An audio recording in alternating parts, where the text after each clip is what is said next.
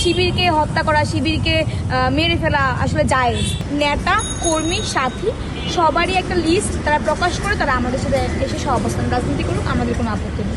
আবাসনের জায়গা পাওয়ার জন্য তাদেরকে ছাত্রলীগ করতে হতো। ছাত্র শিবির রাজনীতি করবে, তারা আমরা সবসময় শুনে থাকি তারা সবসময় সিম্পিতি গেইন করার চেষ্টা করে যে হচ্ছে যে তারা 15 বছর 17 বছর এমন বাজেভাবে ছিল, মানে এমনভাবে ছিল যে শিবিরকে হত্যা করা, শিবিরকে মেরে ফেলা আসলে জায়েজ।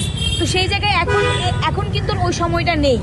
আর 15 থেকে 17 বছর তারা যে অভ্যাসে অভ্যস্ত ছিল সেই অভ্যাস থেকে তারা বের হয়ে আসতে পারছে না। তারা নিজেদেরকে যেভাবে গুপ্তভাবে রেখেছিল বিভিন্ন জায়গায়, সেভাবেই আসলে এখনো পর্যন্ত মানে ওই জায়গা থেকে বের হয়ে তারা এখনো আসতে পারেনি। তবে আমি তাদেরকে অবশ্যই আহ্বান জানাই, আপনারা জানেন যে এখন শিবিরও তাদের কার্যক্রম চালাচ্ছে, দল চালাচ্ছে, বাক্সেস চালাচ্ছে, বাম চালাচ্ছে এবং বিভিন্ন ডান পন্থার অন্যান্য ছাত্র সংগঠনগুলোও তাদের কাজ চালাচ্ছে। তো আমি শিবিরকে অবশ্যই আহ্বান জানাবো এই জায়গাটায় যে দেখেন, আপনারা সবসময় বলেন কি যে আমরা তো কমিটি প্রকাশ করেছি, আর কি প্রকাশ করব। ভাই, আপনারা যে বলেন যে আপনাদের হলে ছোটো ছোটো টিম করে কাজ করে, তাহলে সেই মানুষগুলোকে তাদের নাম প্রকাশ করেন, লিস্ট দেন। যেরকম ম্যাকমোলার বসু কয়েকদিন আগে একটা সম্পাদকের মধ্যে একটা টকশোতে বলেছিলেন যে আপনাদের 3টা স্তর থাকে, আপনাদের নেতাকর্মীদের 3টা স্তর থাকে, সেই স্তরের মধ্যে আপনাদের নেতা, কর্মী, সাথী। তো এরা যে কারা আপনারা কিন্তু জানেন। তো সেই জায়গায় এই যে ধরেন আমাদের যদি একটা আহ্বায়ক কমিটি হয়, 211 জনের আহ্বায়ক কমিটি, 211 জনের একটা লিস্ট থাকে। তো আপনাদের এরকম নিশ্চয়ই কর্মীর, শিবিরের সাথীদের একটা লিস্ট আছে, সেই লিস্ট আপনারা প্রকাশ করে দেন। That's fine, that will be fine. And আমরা এটাতে অবশ্যই আপনাদের অ্যাপ্রিসিয়েট করবো। আসুন আমাদের সাথে সহাবস্থানের রাজনীতি করুন। এবং আমরা চাই আপনারা এতদিন যেহেতু সুযোগ পাননি, এখন সুযোগ পাচ্ছেন, আপনাদের রাজনীতির মাঠ তৈরি হয়েছে, আপনারা আমাদের সাথে এসে একই সাথে রাজনীতি করুন, আমাদের কোনো আপত্তি নেই। আমরা কিন্তু যখন গণতান্ত্রিক ছাত্র সংসদ গঠন হয় 26শে ফেব্রুয়ারি, এর আগে কিন্তু অনেক যাচাই বাছাই চলেছে। কিন্তু যেহেতু শিবিরের একটা মানে বলা যায় যে ক্যারেক্টারিস্টিক্সের মধ্যেই পরিণত হয়েছে যে তারা বিভিন্ন দলের মধ্যে ঢুকে থাকে, তাদের মানে একটা বলা যায় যে একটা বৈশিষ্ট্য। সেই জায়গায় ধরেন যে কয়েকদিন আগে দেখলেন যে দল থেকে বহিষ্কার হয়েছে। আপনারা জানেন যে বাংলাদেশ বাংলাদেশ ছাত্রলীগের দপ্তর সম্পাদক ঢাকা বিশ্ববিদ্যালয়ের একজন শিবির কর্মী ছিল। এবং আমরা রিসেন্টলি অনেক ইস্যুতে দেখলাম যে শিবির বিভিন্ন জায়গায় ছিল এবং দলেরও একজন বহিষ্কৃত হয়েছে শিবিরের কর্মী হিসেবে। তো সেই জায়গায় আমি বলতে চাই যে এখানে ঢুকে পড়েছে, তারা কেন ঢুকেছিল, তখন তাদের কি ইন্টেনশন ছিল সেটা বলতে চাই না। তবে আমরা যেহেতু যাচাই বাছাই করেও আমরা বুঝতে পাইনি, পরবর্তীতে আমাদের এই যে এখন কমিটি রিফর্মের কাজ চলতেছে, আমরা চেষ্টা করবো যেন সর্বোচ্চ যাচাই বাছাই করে কীভাবে কমিটি রিফর্ম করে সেই মানে দিকটাকে বিবেচনা করে কমিটি রিফর্ম করবো খুব শীঘ্রই। আমরা দিকটাকেই বললাম যে আমি চাই যে ওদের 3 স্তরের মানে 3 স্তরে যে মানুষজন আছে, নেতা, কর্মী, সাথী সবারই একটা লিস্ট তারা প্রকাশ করে তারা আমাদের সাথে এসে সহাবস্থান রাজনীতি করুক, আমাদের কোনো আপত্তি নেই। এর আগে অনেক শিক্ষার্থীরা আমি না এই বিষয়গুলো নিয়ে হচ্ছে যে নিজেই কথা বলতে চাচ্ছিলাম অনেকদিন ধরে, যেহেতু আপনারা আসছেন সেই থ্রুতে বলি যে আপনারা যদি বলেন যে কেউ একজন ছাত্রলীগের কর্মী নেতার সাথে যদি হাত মিলায় তাহলে সে ছাত্রলীগের কর্মী হয়ে যায়। আপনি দেখবেন যে এই গণ অভ্যুত্থান আসলে কিন্তু শুধুমাত্র মানে কিছু ছাত্র সংগঠনের জন্য হয়ে যায় নাই। ছাত্রলীগ থেকে বের হয়ে কিন্তু অনেকে এসে মানে এই গণ অভ্যুত্থানে অংশগ্রহণ করেছিল। তাদেরকে কিন্তু চাপের মুখে রাখা হইতো বলে তারা ছাত্রলীগ করতো।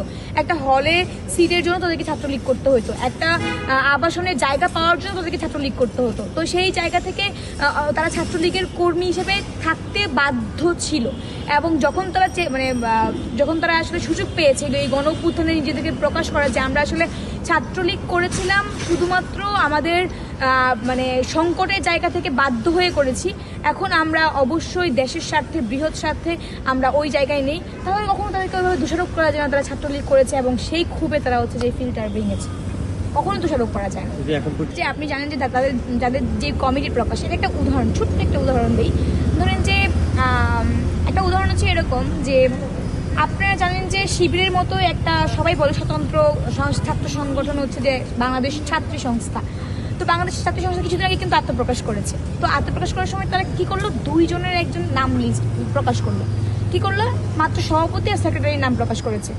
আচ্ছা, ওরা কি শুধু সভাপতি সেক্রেটারি আছে না আরো অনেকেই আছে? তাহলে ওরা গুপ্ত না কেন বলবো না আমরা গুপ্ত? দেখেন যে ওরা জাস্ট এটা ওদের এই প্রকাশের পরেই কিন্তু ওরা কি করেছে, আমাদের ঢাকা বিশ্ববিদ্যালয় 24-25 সেশনের যখন ভর্তি, সেই ভর্তির সময় তারা বুথ বসিয়েছে এবং এই বুথ বসানোর পরে ওদের দেখলাম যে অনেক মেয়েরাই সেখানে কাজ করতেছে। ভাই আপুরা আমরা অবশ্যই আপনাদেরকে ওয়ার্মলি ওয়েলকাম করি। এই ঢাকা বিশ্ববিদ্যালয়ের ছাত্র সংস্থার রাজনীতি আপনারা করবেন, মেয়েদেরকে নিয়ে রাজনীতি করবেন, অবশ্যই আপনারা ওয়েলকাম। মানে আপনারা আসেন আমাদের সাথে, কিন্তু আপনারা শুধুমাত্র 2 জনের কমিটি তো আপনাদের অবশ্যই না, আপনাদের সাথে তো আরও সঙ্গী সাথী কর্মী অনেক আছে। তো সেগুলোর নাম কোথায়, তারা কোথায়, সেই জায়গা থেকে আসলে মানে গুপ্ত বলা চলে। গ্যাপ মানে এখানে একটা গ্যাপ আছে। গ্যাপ হচ্ছে যে একটা পরের লাইন, আর ইংলিশে একটা কমপ্লিটিং সেন্টেন্স আছে না, ওই কমপ্লিটিং সেন্টেন্সের প্রথম লাইনটা বলেছেন, শেষের লাইনটা বলেন নাই। উমা ফাতেমার বক্তব্যটা হয়তো বা এমন ছিল, আপনাকে সেটাকে উক্তি হিসেবে নিয়েছেন এরকম করে। উমা ফাতেমা বলতে চেয়েছে যে ছাত্রদলের কমিটি বিলুপ্ত করা হোক, শিবিরের কমিটিকে প্রকাশ্যে এনে বিলুপ্ত করা হোক। সো প্রকাশ্যে আনার ব্যাপারটা আপনাকে হাইলাইট করেছেন, কিন্তু এটাকে যে পরবর্তীতে বিলুপ্ত করা হবে সেটা আপনারা হাইলাইট করেন নাই। So that's your problem. এটা কি কেউ করবে যে পারবো না যে কারা কারা আছে, এভাবে যদি গুপ্ত হবে তাদের থেকে কার্যক্রম চালে, তাহলে তো মানে একটা হুমকি, একটা পরবর্তীতে একটা অবশ্যই একটা শঙ্কা রয়ে যায়। আপনাদের জায়গা থেকে এখন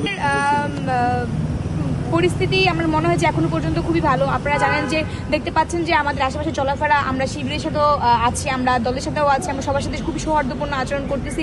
কোনো ঝগড়াঝাটি মারামারি এমন কোনো পর্যায়ে নেই, আমরা ব্যক্তিগত পর্যায়ে খুবই ভালোভাবে তাদের সাথে আছি। এবং একই সাথে আমার মনে হয় যে ওরা এই যে পরিস্থিতি ক্রিয়েট হলো, সেই পরিস্থিতি দিয়ে আসলে কোনোভাবে ডাকসু বন্ধ করা যাবে না। ডাকসু আমাদের সবার অধিকার, সাধারণ শিক্ষার্থীরাও চাচ্ছে, এবং আমার মনে হয় যে নির্দিষ্ট সময় যে টাইমটা দেওয়া হচ্ছে সেই টাইমের সময় আসলে ডাকসুটা হবে। পিছিয়ে পড়লে সেক্ষেত্রে কোনো কিছু থাকবে না। পিছিয়ে পড়লে বলতে পিছিয়ে পড়ার যে পরিস্থিতি তৈরি হলেই মানুষ বলবে যে পিছিয়ে পড়তেছে হবে, বা এই পরিস্থিতিটা আসলে আমরা তৈরি হতে দিব না।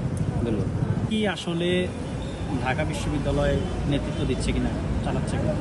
না না ভাই, আবার যাই হোক, এইভাবে বলা ঠিক না। ছাত্র শিবির কেন ঢাকা বিশ্ববিদ্যালয় নেতৃত্ব দিবে? আপনারা দেখতে পাচ্ছেন যে আমরা সবাই একসাথে আছি। তো অনেকেই মানে বলছেন যে আসলে ঢাকা বিশ্ববিদ্যালয়ের বিসি প্রক্টর বা যারা আছেন সবাই হচ্ছে জামাতপন্থী হইতে পারে। তো সেই জায়গায় হয়তো বা অনেকের এটা মনে হইতে পারে, কিন্তু আপনি যদি প্রশাসনের সাথে কথা বলতে চান, কোনো ব্যাপার নিয়ে কথা বলতে চান, তখন অবশ্যই বুঝবেন যে সবার সাথে স্যাররা একই রকম বিহেভ করতেছে, একই রকম উঠা বসা। যেহেতু ওরা ওদের প্রোগ্রামটা করেছে এবং যেটা ওরা প্রথম দিন করেছিল সেটা আসলে খুবই অনুচিত একটা কাজ হয়েছে। কারণ তাদেরকে আসলে আমরা চাই যে আপনারা খুব ভালোভাবে আপনাদের রাজনীতিটা কন্টিনিউ করেন, কিন্তু এটাও চাই না যে হচ্ছে যে আপনারা মানে আপনাদের যে লিমিটেশনস আছে সেটার বাইরে গিয়ে কিছু করেন। এবং তারা চেষ্টা করে সবসময় বুদ্ধিভিত্তিক জায়গা থেকে জিনিসটাকে মানে রিকভারি করার, বা দেখেন যে আপনি যেদিন আপনি এটা সরাই ফেলানো, তার পরের দিন কিন্তু একটা কামব্যাক মানে ওরা অন্যভাবে দিয়েছে। সেখানে আসলে কারোর হয়তো ওইভাবে কথা বলার কিছু ছিল না। তবে আমি চাই যেহেতু আপনাদের এই বুদ্ধিটা আছে এবং আপনারা টেকনিক্যালি হচ্ছে যে অনেক কিছু হ্যান্ডেল করেছেন বা করছেন, সেই জায়গায় আপনারা অবশ্যই চেষ্টা করেন যে কীভাবে সবার সাথে মিলে মিশে সবাই যেরকম চাওয়া পাওয়া আশা আকাঙ্ক্ষা দেখাচ্ছে সেভাবে কীভাবে রাজনীতিটা করা যায় সেভাবে চেষ্টা করেন। তার মানে কি আপনারা বলতে চাচ্ছেন যে ছাত্র শিবিরের যে বুদ্ধি? হ্যাঁ না, যার যে জায়গা থেকে সে অবশ্যই ছাত্র শিবিরের যে নিয়ম নীতি, ছাত্র শিবিরের যেভাবে চলাফেরার জায়গা, যেভাবে তাদের রাজনীতি চলার কথা সেভাবে তারা রাজনীতি চালাচ্ছে। ছাত্রদলের জায়গায় চালাচ্ছে, আমাদের গণতান্ত্রিক ছাত্র সংসদ সেভাবে চালাচ্ছে। যার যে জায়গা থেকে সে সেভাবে চালাচ্ছে। আমাদের যদি মনে হয় যে আমরাও বুদ্ধিবৃত্তিক জায়গায় ওইভাবে আগাবো, তাহলে আমাদের বুদ্ধিবৃত্তিক চর্চাটা আমরা আরও বাড়াবো। কিন্তু কখনোই আমি এটা বলতে চাই না যে তারা আসলে তাদের থেকে আমরা পিছিয়ে আছি, এটা কখনোই না। ওই দিন ওই প্রোগ্রামটা থেকে আসলে উস্কানি দিল কিনা? তার মানে তো যে রাজাকারদের কথা বললেন, তাদের ছবি দিয়ে একরকম উস্কানি দিল কিনা, আপনি কি সেটাই দেখেন? আসলে এখন আমি এই জিনিসগুলো নিয়ে যেহেতু টপিকটারও আগের একটা টপিক, সেই টপিকে আসলে এখন কথা বলতে চাই না। টপিকের একটা সুরাহা অলরেডি হয়ে গেছে। সেই টপিকে আসলে এই মুহূর্তে এইভাবে কথা বলা আমার মনে হয় না যে ঠিক হবে। আপনি জুলাই আন্দোলন করেছেন এবং জুলাই আন্দোলনের পরে নারীদের নেতৃত্ব নিয়ে অনেক কথা উঠেছে। নারীদের নেতৃত্ব আসলে পিছিয়ে পড়েছে কিনা, বা নারীদেরকে একটা ভিন্ন সাইডে রাখা হয়েছে? এনসিপির নেত্রী তিনিও কথা বলছিলেন, সামান্তা শারমিন, তিনিও বলছেন যে নারীদেরকে একটা সাইডে রাখা হয়েছে। আসলে দেখেন, একটা নারীর যদি রাজনীতি এখন একটা নারী আন্দোলন পরবর্তী সময়ে কিন্তু বাংলাদেশের পট একটা পরিবর্তন হয়েছে। এবং আপনি দেখবেন যে জায়গায় জায়গায় আপনি যান, একটা আগে গ্রুপের মধ্যে কিন্তু হাসি ঠাট্টা তামাশা হইতো, কিন্তু এখন যা দেখেন যে সব জায়গায় তারা সবাই রাজনীতি নিয়ে কথা বলে। বাংলাদেশের বিভিন্ন সমস্যা নিয়ে তারা কথা বলছে। তো এই জায়গায় আমার মনে হয় যে মানুষের মধ্যে একটা রাজনৈতিক সচেতনতা তৈরি হয়েছে, এটা বাংলাদেশের বড় একটা পরিবর্তন ছাত্রদের মধ্যে। কিন্তু একই সাথে কেন আসলে নারীরা পিছায় আছে, এটার প্রধান কারণ হচ্ছে যে সামাজিক যে চিত্র, মানে আমাদের বাংলাদেশের যে পলিটিক্যাল কালচার, সামাজিক চিত্র, সেটা আসলে খুবই খুবই জঘন্য। সেটা হোক শিবিরের কেউ, সেটা হোক বামের কেউ, সেটা হোক মধ্যমপন্থী কোনো নারী, সবাইকে এত খারাপভাবে উপস্থাপন করা হয় এই রাজনীতির মাঠে যে আগে যে কালচারটা চলে আসছে এই কালচারটাকে ওরা এখনও মানে গ্রো করে যাচ্ছে, এখনও ওইভাবেই আগায় নিয়ে যাচ্ছে, যে কারণে কোনো নারী সাহস পায় না রাজনীতির মাঠে টিকে থাকার জন্য।